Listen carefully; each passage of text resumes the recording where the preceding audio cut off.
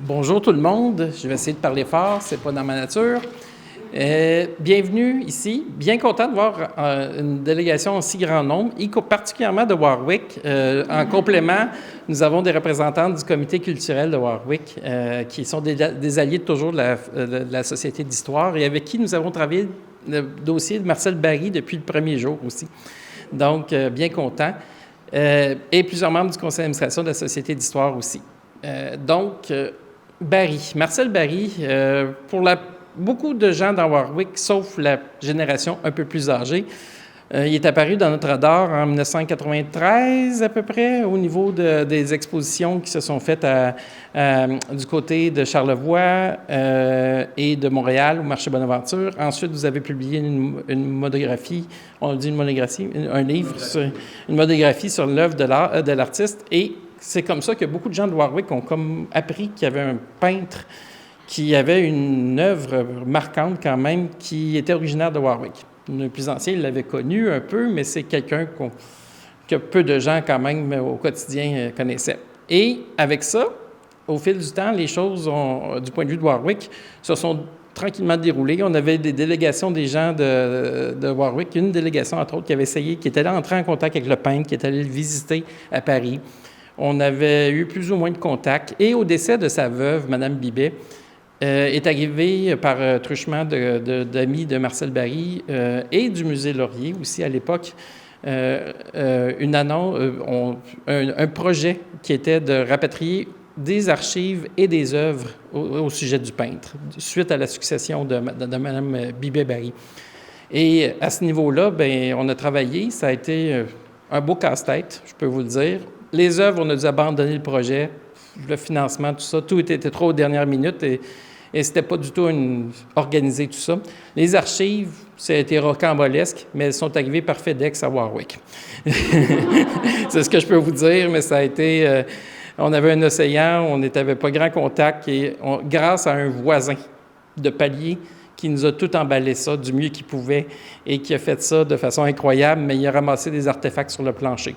Simplement pour vous dire ça. Donc, tout ça, on a présenté une exposition avec le comité culturel qu'on avait travaillé ça à la Maison de la Culture. On a mis en évidence le plus possible le peintre, mais c'est un projet qui demeurait un peu sans être en dormance, qui évoluait très lentement. Jusqu'à ce que, et là, à partir de ce moment-là aussi, Philippe Baylock, Philippe Dubé pourra en parler parce que eux autres aussi ont une histoire un peu... je dirais pas rocambolesque, mais en tout cas, c'est barillienne. Et pour laquelle on a été unis en écrivant avec André Moreau, qui écrivait un article pour la revue Empreinte sur Warwick, et Philippe Dubé-Baylock, qui avait été sollicité pour faire un article sur Marcel Barry dans cette revue-là. On a découvert qu'on avait entre autres en commun des archives et un intérêt pour l'artiste. Et est arrivé le projet qui s'est accéléré depuis ce temps-là, avec un don d'archives de la part de Philippe Dubé-Baylock à la Société d'histoire, qu'on travaille fort pour bien archiver, avec la collaboration de la MRC. Merci Véronique. Et on travaille ce dossier-là depuis ce temps-là.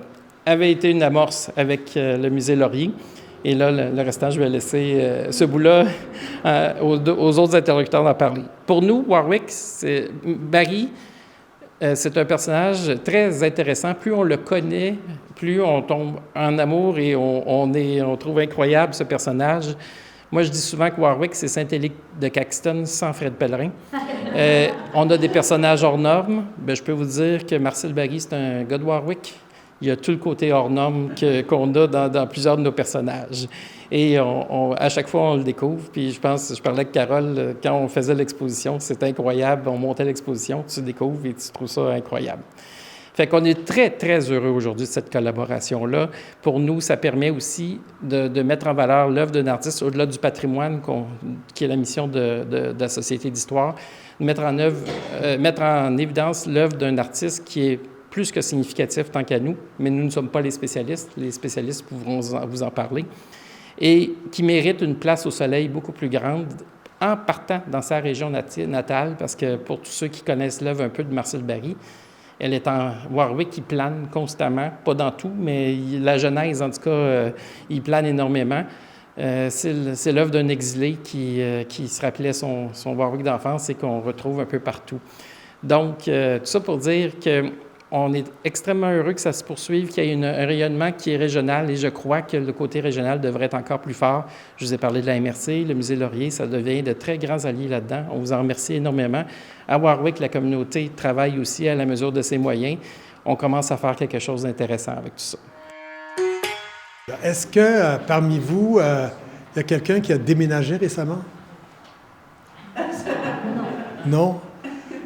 En tout cas, je ne sais pas quels sont vos souvenirs de déménagement, mais moi, je suis en processus de déménagement, puis généralement, ça commence plusieurs mois à l'avance, peut-être des années. Et mon épouse n'a pas manqué de me rappeler que dans la cave, il y avait une 60aine de boîtes d'archives et qu'il fallait faire quelque chose.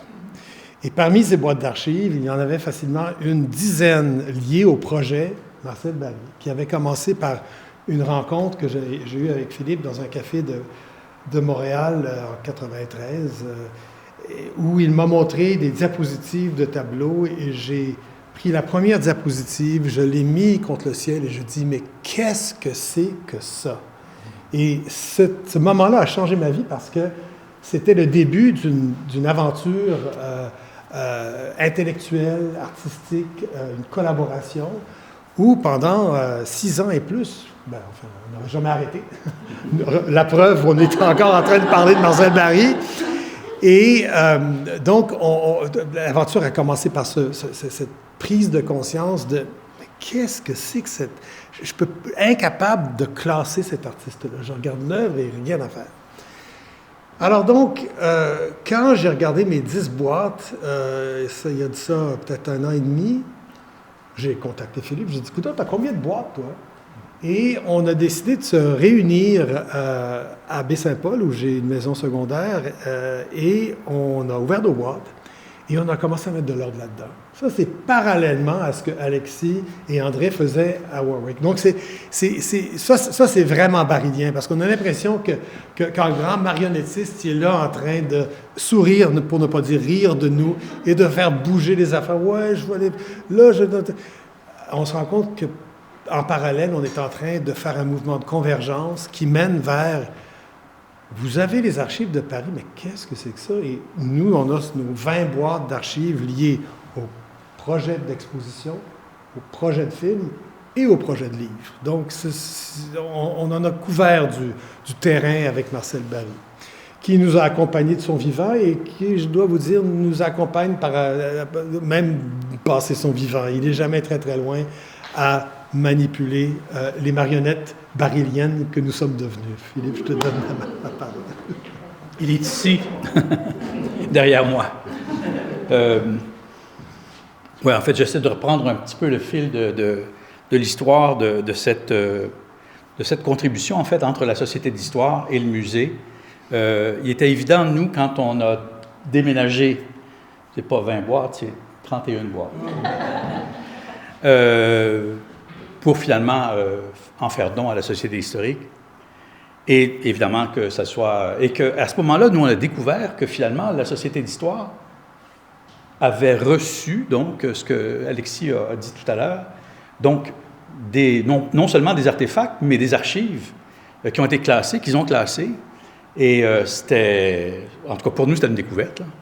Il y avait des choses qu'on avait déjà vues, donc on retrouvait, mais il y a des choses qu'on découvrait. Oui, mais qu'on ne savait pas que c'était rendu ici. C'était des choses à Paris, là, donc, qui nous ont aidés, évidemment, à faire le travail. Mais en tout cas, donc, pour faire l'histoire courte, ça comment dire, ça fait que les choses ont conjugué dans le bon sens. Et que depuis ce temps-là, je dirais que tu disais que Marcel agit un peu comme un magicien et en tirant ses ficelles. C'est un peu vrai. Mais en même temps, Marcel Barry ne veut pas que ça se passe. Alors, on se bat il organise, mais en même temps, je veux dire, il a toujours refusé d'être connu, alors donc, on va un peu contre son gré en faisant tout ça, mais c'est important, je pense, pour la région. C'est important pour l'histoire de l'art au sens large.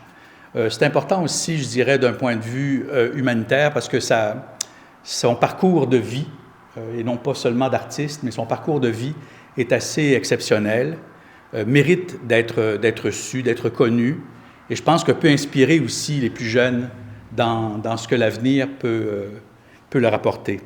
C'est quelqu'un qui a écouté toujours je ne sais pas si sa petite étoile ou sa petite flamme intérieure, mais en tout cas, c'est quelqu'un qui a cheminé toujours un peu selon ses propres vœux, son propre intérieur.